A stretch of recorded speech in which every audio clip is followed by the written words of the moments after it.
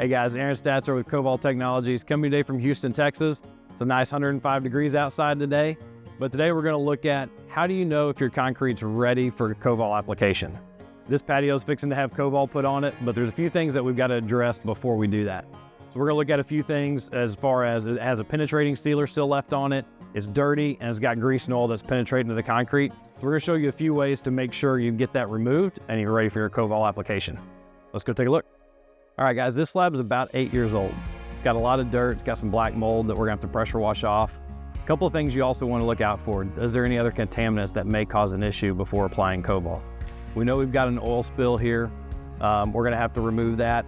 If we pour water on it, we can see that the water still beads up on top of the oil. That means it's not ready for Coval. So we're gonna use a cleaner degreaser later on to clean this.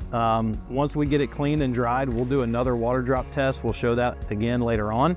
But it could be that we have to use some sort of synthetic acid to maybe open the pores up. The stain could still possibly be there, but as long as we've got porosity and that water absorbs in, we should be good to apply Coval.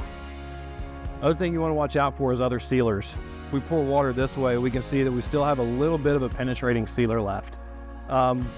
Using a cleaner degreaser, depending on how strong it is, it may actually break that down and be okay.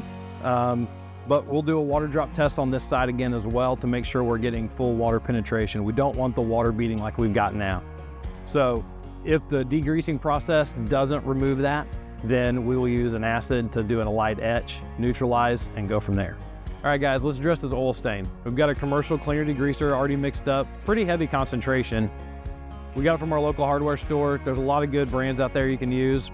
Two things that we want to make sure, once we put this degreaser down, we're going to agitate it with a stiff bristle deck brush just to make sure we work it in the pores. Then we're going to let it sit there and dwell for a while to help draw that oil up out of the concrete. Let's get to it.